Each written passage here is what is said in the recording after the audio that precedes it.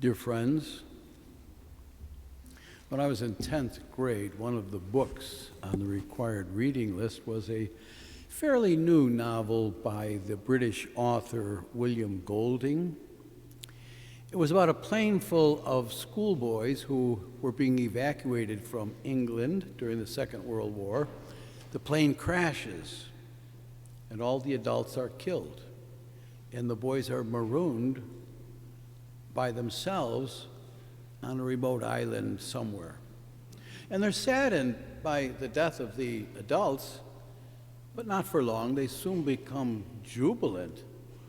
They are confident that eventually they will be rescued, but in the meantime, what fun it was, what fun they can have with no adults around to tell them what to do. However, without any adult guidance, this group of decent young men gradually descends into savagery. They regress to a primitive state. They fight among themselves and eventually end up killing some of their members.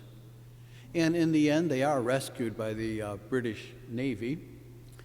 When I finished the book, I thought, oh yes, this is a cautionary tale, a reminder that young people without proper adult guidance can very easily go astray. But when we discussed the book in our English class, I got an additional insight. Our teacher asked us, why do you suppose Mr. Golding titled his book Lord of the Flies? We had no idea. And then he explained that this expression, Lord of the Flies, is found in the scriptures in a number of places, and it refers to Satan, the devil, the prince of darkness. And then a little light bulb went on in my head, a little insight. The book is more than a cautionary tale, I realized. It's a parable. The young men without adult guidance represent the human race without God. At first, when they reject God, well, they have a giddy sense of freedom. But without God, there's a vacuum. And Satan, the prince of darkness, the Lord of the Flies, eagerly jumps in, and the boys wind up fighting among themselves and killing one another. Fast forward from my high school days, I don't know how many years, but that'll be 40, maybe, or 50 probably, I don't. Some years back, Studio Arena was putting on a play based on this book, and it was really superb. As the play opens, you see the boys on the island, the stage is well lit, the boys are happy.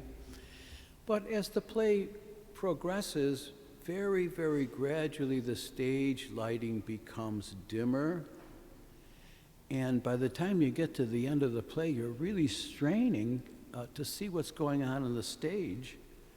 The boys have literally and figuratively descended into darkness. And then suddenly at stage center, a bright light comes on, piercing the darkness. And into the spotlight steps a man dressed in the sparkling white, brilliant uniform of a British naval officer. And he announces to the boys, "Now you have been rescued."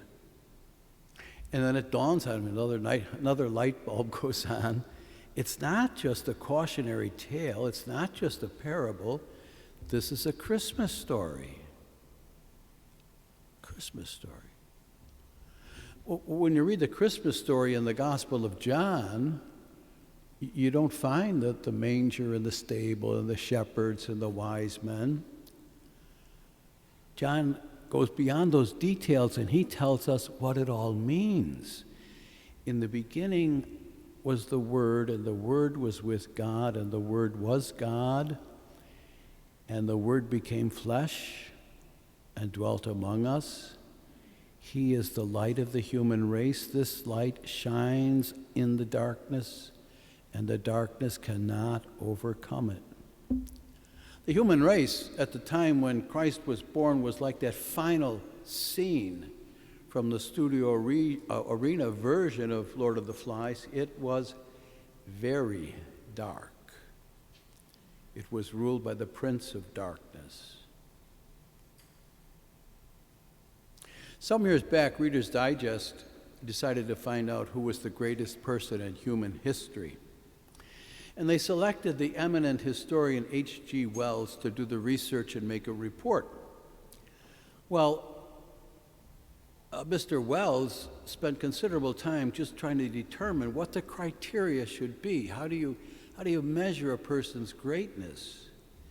And when he made his report, he said a man's greatness can be measured by what he leaves behind to grow, and whether he started others to think along fresh lines with a vigor that persisted after him. And then he added, by this standard, Jesus stands first. And then he added, I know that many consider Jesus to be more than a human being, but I am not one of them. I evaluate him simply as a human person. The world has been getting brighter and brighter over the centuries because Jesus got people thinking in new ways. He himself said, I am the light of the world. But then he said to his followers, you are the light of the world. You will do far greater things than I. And by that, I think he meant that in his physical body, he was limited to a very small geographical area, not much bigger than Erie County, and limited to a scant 3 years of public ministry. But his followers, to whom he passed on the torch, those who spread his light, have no such limitations.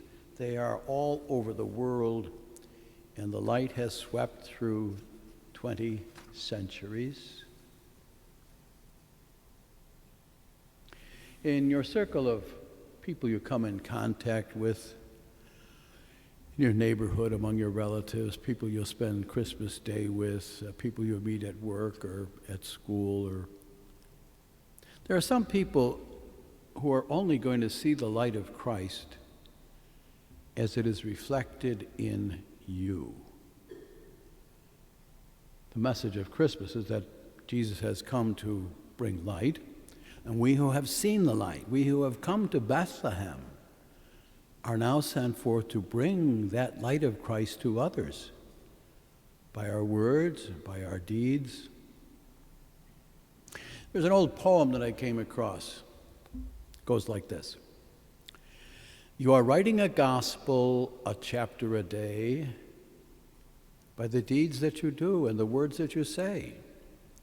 You are writing each day a gospel. Take care that the writing is true, for the only gospel some will read is the gospel according to you. May you and I be faithful to that responsibility. Amen.